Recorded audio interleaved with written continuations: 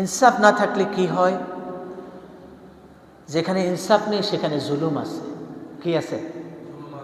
জুলুম আছে। যেখানে ইনসাফ নাই সেখানে কি? জুলুম। মানে দুইটা থেকে মুক্ত নয়, হয় থাকবে ইনসাফ, না হয় জুলুম থাকবে। স্বাভাবিক নিয়মেই বোঝা যাবে যে কাজে ইনসাফ নেই সেখানে অবশ্যই জুলুম আছেই। সেটা আপনি বুঝতে পারেন অথবা না পারেন, সেটা আপনি ধরতে পারেন অথবা না পারেন। এই জন্য ইনসাফ প্রতিষ্ঠায় 4টা করণীয়। কয়টা? 4টা করণীয়। রব্বুল আলামিন এভাবে বলেছেন, আল্লাযীনা ইম্মাক্কান্নাহুম ফিল আরদ আকামুস সালাতা ওয়া আতাউজ যাকাতা ওয়া আমারু বিল মা'রুফি ওয়া নাহাউ আনিল মুনকার। আল্লাহ তাআলা বলেন, যদি তোমাদেরকে ইম্মাক্কান্নাহুম ফিল আরদ, এই ভূপৃষ্ঠে তোমাদেরকে রাজত্ব দেয়া হয়, তাহলে তোমরা কি করবা? আকামুস সালাহ, তোমরা সালাত কায়েম করবা। বোঝা যায় রাজত্বের সাথে সালাতের সম্পর্ক আছে। কি বলেন? দায়িত্বের সাথে সালাতের সম্পর্ক আছে। কিন্তু আমরা কি আমাদের সমাজের, রাষ্ট্রের বিভিন্ন পর্যায়ের জনপ্রতিনিধি দায়িত্ব নিযুক্ত করার ক্ষেত্রে নামাজি মানুষগুলো কি প্রাধান্য দিতে পারছি?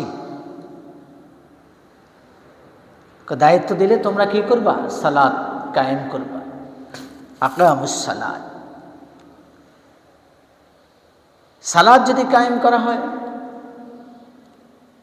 তাহলে যারা সালাত আদায় করে তারা সমাজের ভালো মানুষ, তারা সমাজের ভালো মানুষ। সালাত আদায় করার পর একটা মানুষ হারাম খেতে পারে না, হারাম কাজ করতে পারে না, অশ্লীল কাজের সাথে সে সম্পৃক্ত হতে পারে না, অপরাধমূলক কাজের সাথে সে সম্পৃক্ত হতে পারে না। তার কারণ যখন একটা ব্যক্তি আল্লাহু আকবার বলে তাকবীরে তাহরিমার জন্য হাত বাঁধে, কান পর্যন্ত হাত তোলে, তখন সে কথা বলে, আমি কান ধরে বলছি আল্লাহ মহান, আল্লাহ ও মাবুদ, আল্লাহু আকবার, আল্লাহ মহান, আল্লাহই সবচেয়ে শ্রেষ্ঠ, তার শ্রেষ্ঠত্বের কাছাকাছি আর কেউ হতে পারে না। এই কথা বলেই দুনিয়ার সমস্ত কাজকে সে হারাম করে দিয়ে সাথে সাথে হাত বেঁধে নেয়।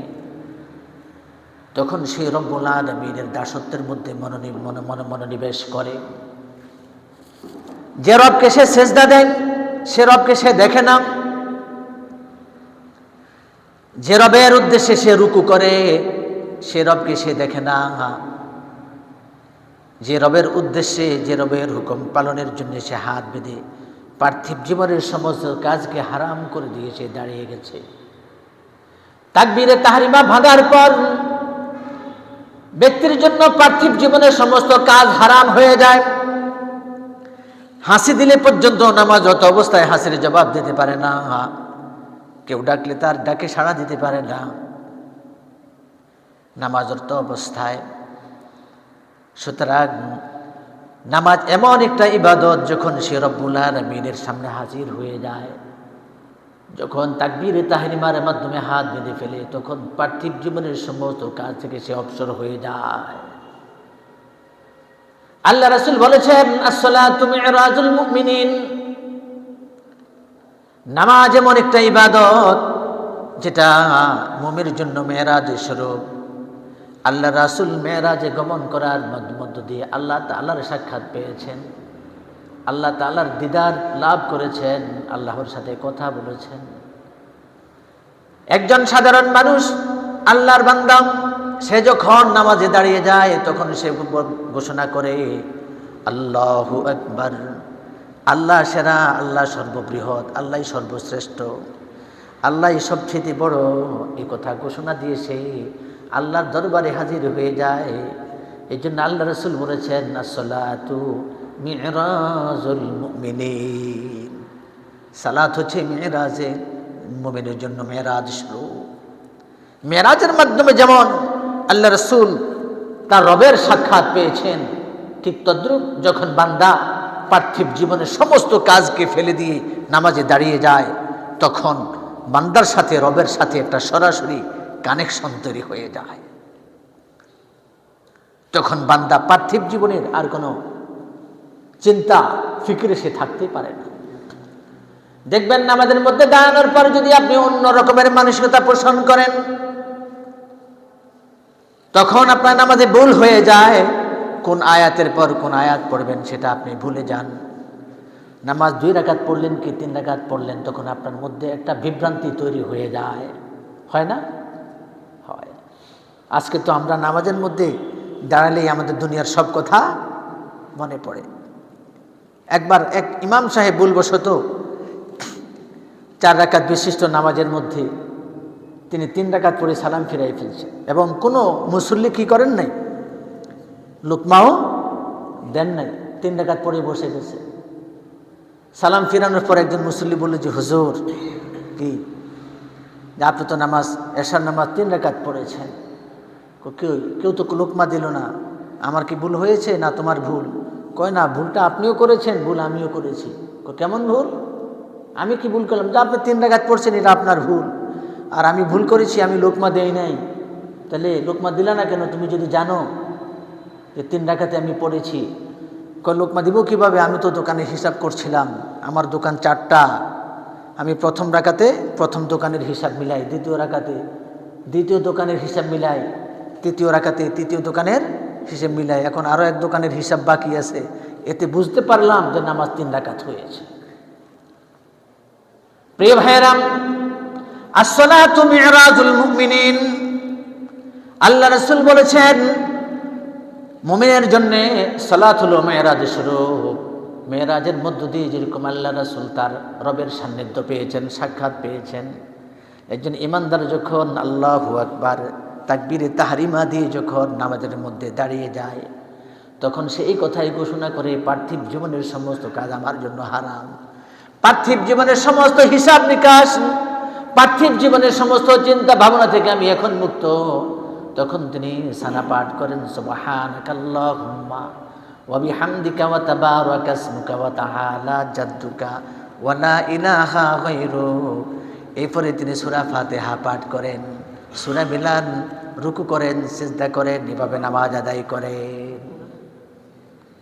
প্রিয় ভাইয়েরা, এই জন্য এইভাবে যদি আপনি কোন ইমানদার যদি এভাবে নামাজে মনোনিবেশ করতে পারে, সে না রবকে না দেখে সিজদা দেয়, সে রবকে না দেখে কি করে রুকু করে, সে রবকে না দেখেও নামাজে ছুটে আসে, রবের প্রতি তার কত রকমের মুহাব্বত।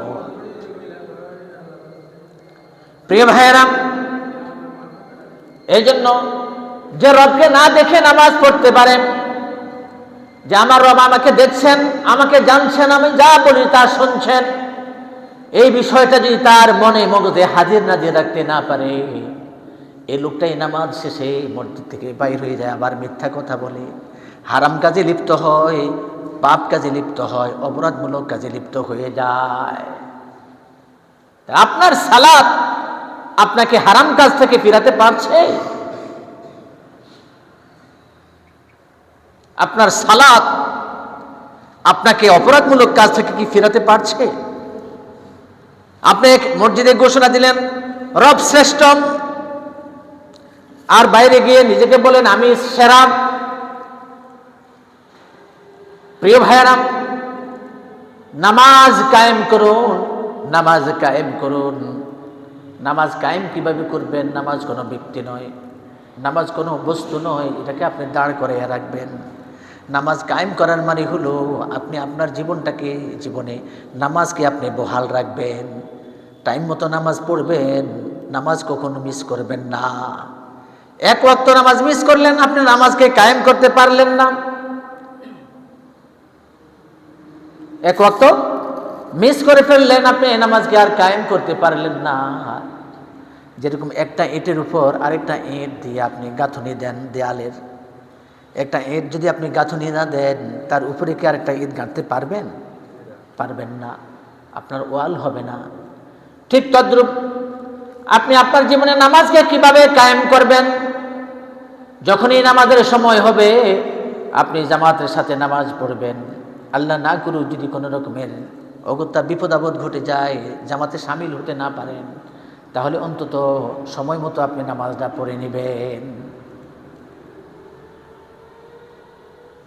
যদি আপনি এক ওয়াক্ত নামাজ মিস করেন, মনে রাখবেন আপনার ওয়ালের মধ্যে গাঁথুনি দিতে গিয়ে আপনি একটা ইট গাঁথতে পারেন নাই, সুতরাং পরবর্তী ইট গাঁথার আর কোনো সুযোগ আপনার জন্য নাই।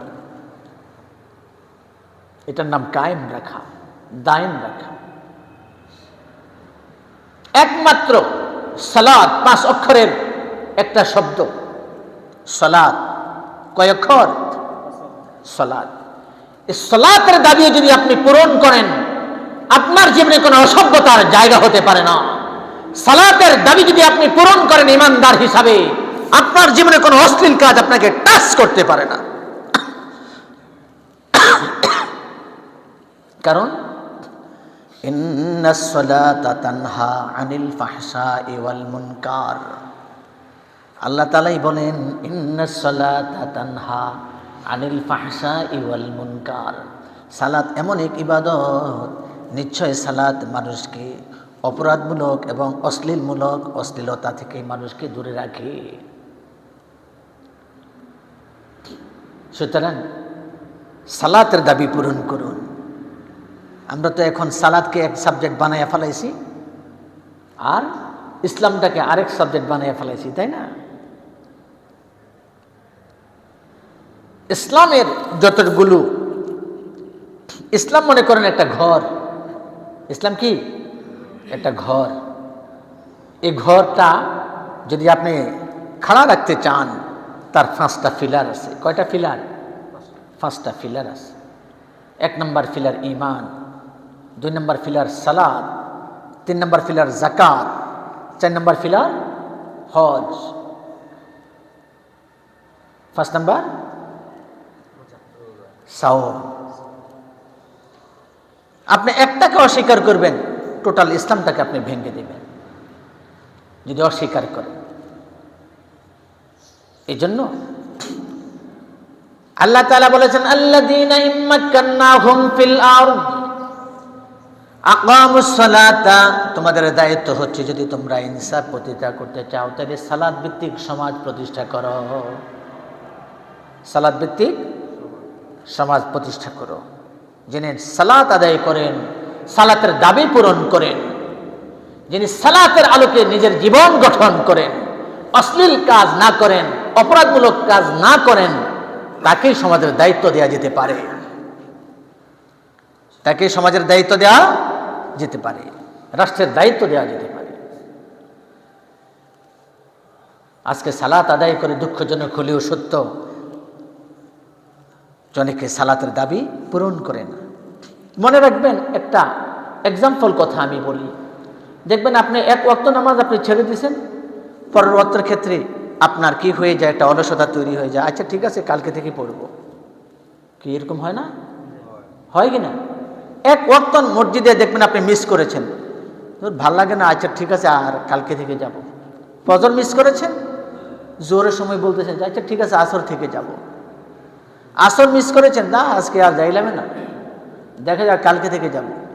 প্রিয় ভাই, আপনি যে কালকে বাঁচবেন, আল্লাহকে সেজদা দিতে পারবেন, এ খবর আপনাকে কে দিল?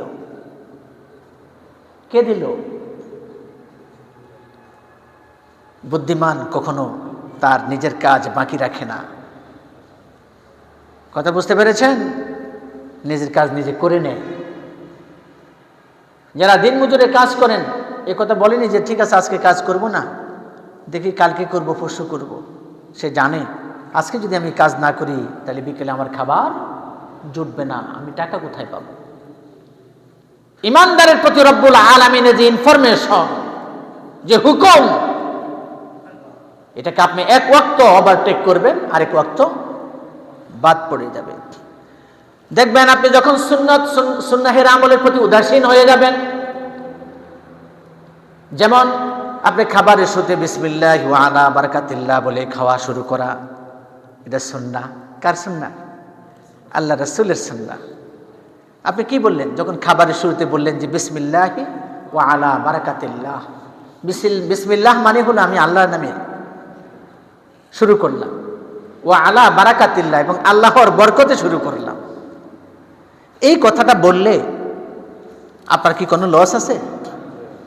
তার মানে আপনি এটা বুঝালেন যে আমার এই রিজিকের ফয়সালা করেছেন কে? আল্লাহ। সুতরাং আমি রিজিক আল্লাহর নামে খাচ্ছি। আল্লাহ তুমি এটাতে বরকত দান করো। কি করো? বরকত দান। আপনি এই সুন্নতের আমল ছেড়ে দিলেন, খাওয়ার শুরুতে বিসমিল্লাহ বললেন না, দেখবেন উদুর পুট্টি করে খেয়েছেন, কিছুক্ষণ পরেই আপনার ক্ষুধা লেগে যায়, আছে না নাই? এমন ভাবে খেয়েছে, ষাঁড়ের মতো খেয়েছে, কিছুক্ষণ পরে আবার খেতে আসছে, বরকত নেই খাবারে। খেয়েছে তা ঠিক আছে, অথবা এমন ভাবে খেয়েছে খাওয়ার পরে হট করেছে, বমি করে দিয়েছে। এটা এখানে কি হয় নাই? এই খাবার দেহের সাথে অ্যাডজাস্ট হয় নাই, ইনস্টল হয় নাই। আপনি সুন্নতের আমল ছেড়ে দিলেন, আপনার এই অবস্থা হলো। এরপরে আসেন, সুন্নতের আমল ছেড়ে দেওয়ার কারণে আপনি আস্তে আস্তে ওয়াজিবের প্রতি কি হয়ে যাবেন? উদাসীন হয়ে যাবেন। আপনি তখন মাসলা জিজ্ঞেস করেন, আচ্ছা হুজুর বিসমিল্লাহ না বললে কি গুনাহ হবে? আপনি মাসলা জানতে চাইলেন। অর্থাৎ যে ব্যক্তি সুন্নতের প্রতি উদাসীন, আস্তে আস্তে ওয়াজিবের প্রতি তার উদাসীনতা তৈরি হয়। যে ছেলে মা বাবার পকেট থেকে 1 টাকা চুরি করার অভ্যাস গড়ে ওঠে, এই ছেলে মা বাবার পকেট কেটে নিয়ে কলিজা কেটে নিতে তার দ্বিধা হয় না, আস্তে আস্তে তার সাহস তৈরি হয়। আপনার ছেলে 10 টাকা রাস্তায় পাইছি কুড়িয়ে বাসায় নিয়ে আসলো, জিজ্ঞেস করলেন যে এই টাকা কোথায় পেয়েছো? রাস্তায় পাইছি। আপনি শাসন করলেন না, তুমি কার টাকা এনেছো? শাসন করলেন না। তখন সে বুঝবে যে আমার এই টাকা আনাটা এটা বৈধ, যেহেতু আব্বু আম্মু আমাকে কিছু বলেননি। বুঝবেন এটা? অন্য সময় টাকা পাইনি, কিন্তু আরেকজনের পকেট থেকে নিয়ে আসছে, জিজ্ঞেস করছেন এই টাকা কোথায় পাইছো? ওই রাস্তার মোড়ে পাইছি। মিথ্যা বানায় নিল একটা। কথা বুঝতে পেরেছেন? এভাবে তার অর্থের প্রতি লোভ তৈরি হবে। এক সময় রাস্তায় পেয়েছি, আরেক সময় অন্যের পকেট থেকে এনেছি, আরেক সময় আপনার ঘর কাটবে, আপনার পকেট কাটবে। এভাবে আপনার সন্তানকে আপনার অজান্তে একজন অভিভাবক চোর বানায়, ডাকাত বানায়। কথা বুঝতে পেরেছেন? সন্তানের পকেটে 10 টাকা পেলে এটা কোত্থেকে আসলো, কড়াই গন্ডায় তার কাছ থেকে হিসাব নিতে হবে। এবং অভিভাবকের অনুমতি ব্যতি রেখে কারো কাছ থেকে কেউ দিলেও এই টাকা গ্রহণ করা যাবে না। মামা দেখ, খালায় দেখ, চাচায় দেখ, অনেক সময় বিভিন্ন আত্মীয় স্বজনরা সন্তানের হাতে টাকা গুঁজে দেয়, দেয় না? কঠোর হস্তে নিষেধ করবেন যে আমার সন্তানের হাতে কোন রকমের টাকা পয়সা দেওয়া যাবে না। আপনি যদি আমার সন্তানকে কিছু দিতে চান, যে কোনো উপহার উপঢৌকন, এটা আমাদেরকে জানিয়ে দিবেন, আমাদের মাধ্যমে দিবেন। কথা বুঝতে পেরেছেন? যদি ভবিষ্যতে সন্তানকে দুর্নীতিবাজ না বানাতে চান, সন্তানকে যদি ঘুষখোর না বানাতে না চান, সন্তানকে যদি চোর বানাতে না চান, তাহলে এভাবেই তৈরি করুন। সন্তানের পকেটে যদি 10 টাকা থাকে, কোত্থেকে আসলো, এটাকে কড়াই গন্ডায় হিসাব নেন। এক সময় 10 টাকা হজম করে ফেলবে, আরেক সময় 10,000 টাকা হজম করে ফেলবে, আরেক সময় 10 লাখ টাকা গায়েব করে ফেলবে। কয়েকদিন আগে একটা বিচার করেছি। এক সন্তান ক্লাস 10-এ পড়ে, বাসা থেকে প্রায় 22 ভরি স্বর্ণালঙ্কার নিয়ে এসে উদাও। এই চোরকে বানালো? পরিবার বানিয়েছে, সমাজ বানায় নাই। এই চোরকে বানিয়েছে? যে পরিবারের সন্তান, এই পরিবার বানিয়েছে। কথা বুঝতে পেরেছেন? পোলার হাতে কলা দিলে বুড়ার মন পাওয়া যায়। আপনার মন রক্ষা করার জন্য আপনার ছেলের হাতে, মেয়ের হাতে উপহার উপঢৌকন তুলে দেয়। একদম কঠোর হস্তে নিষেধ করবেন। হ্যাঁ, মামা হিসাবে, চাচা হিসাবে আপনাদের অনেক দায়িত্ব আছে। ভাই ভাতিজার প্রতি, ভাগিনা ভাগ্নির প্রতি দিবেন, অভিভাবকের মাধ্যমে দেবেন। নগদ কোনো অর্থ দেয়া যাবে না। গাড়িতে উঠলেই ভাড়া দিতে হয়, তাই না? গাড়িতে উঠলেই ভাড়া দিতে হয় কিনা? ছেলের পকেটে টাকা আছে বিদায় তো সে গাড়িতে উঠে অন্য জায়গায় চলে যায়। কেন দেবে? একজন অভিভাবক তার অজান্তেই তার সন্তানকে চোর বানায়, ডাকাত বানায়, ঘুষখোর বানায়, দুর্নীতিবাজ বানায়। সন্তান তৈরি করুন। আকামুস সালাহ, সালাত ভিত্তিক সমাজ ব্যবস্থা কায়েম করো। যারা নামাজ পড়ে না তারা সমাজের নেতৃত্ব পাওয়ার কোনো সুযোগ নাই। যারা নামাজ কায়েম করে না তারা সমাজের দায়িত্বশীল হওয়ার কোনো সুযোগ নাই। যারা অপরাধমূলক কাজে জড়িত হয়ে যায় তারা সমাজের রাষ্ট্রের দায়িত্ব পাওয়ার কোনো যোগ্যতা বহন করে না। যারা অপরাধমূলক কাজের সাথে, অসভ্যতার সাথে জড়িত হয়ে যায় তারা সমাজ এবং রাষ্ট্রের দায়িত্ব পাওয়ার উপযুক্ততা বহন করে না। আল্লাযীনা ইম্মাক্কান্নাহুম ফিল আরদ আকামুস সালাতা ওয়া আতাবুজ যাকাতা ওয়া আমারু বিল মা'রুফি ওয়া নাহাউ আনিল মুনকার। কাকে দায়িত্ব দিচ্ছেন? ভালো ভালো রেজাল্ট দেখে একটা লোকের আপনি চাকরি দিয়ে দিচ্ছেন, তার চরিত্র ঠিক আছে কিনা সেটা কোন সনদ দিয়ে যাচাই করবেন? ভালো রেজাল্ট দেখছেন, ইন্টারভিউ নিয়ে ফেমাস ছেলে, অল ফার্স্ট ক্লাস, তার চরিত্র কোন ক্লাসের সেটা কি যাচাই করেছে? যার চরিত্র ঠিক নাই তাকে কোনো দায়িত্বে দেয়া যায় না। যার চরিত্র ঠিক নাই তাকে কোনো দায়িত্বে দেয়া যায় না। তার কারণ সে লম্পট হতে পারে, অপরাধী হতে পারে, ঘুষখোর হতে পারে, ডাকাত হতে পারে। মায়ের পকেট থেকে টাকা না চুরি করলেও, বাবার পকেট থেকে টাকা চুরি না করলেও রাষ্ট্রীয় কোষাগার সে খালি করে ফেলতে পারে। আল্লাযীনা ইম্মাক্কান্নাহুম ফিল আরদ, যদি তোমাদেরকে দায়িত্ব দেয়া হয় রাষ্ট্রের, আকামুস সালাহ, তোমরা সালাত কায়েম করো। তোমরা কি কায়েম করবা? সালাত কায়েম করবা। যাদেরকে জনপ্রতিনিধি বানাবেন তারা আপনাদেরকে সালাতের জন্য ডাকে? আমি নিজে দেখেছি দাঁড়িয়ে প্রস্তাব করেছে, পানীয় ব্যবহার করেনি, ফর্মালিটি রক্ষার্থে আজান হওয়ার পর মসজিদে ঢুকে গেছে 10 জনের সাথে, ওযু করে নাই। আমি নিজে সাক্ষী। ওই মুসল্লির বিভিন্ন শ্রেণী ভেদ আছে না, এটাও এক প্রকারের মুসল্লি। আল্লাযীনা ইম্মাক্কান্নাহুম ফিল আরদ আকামুস সালাহ,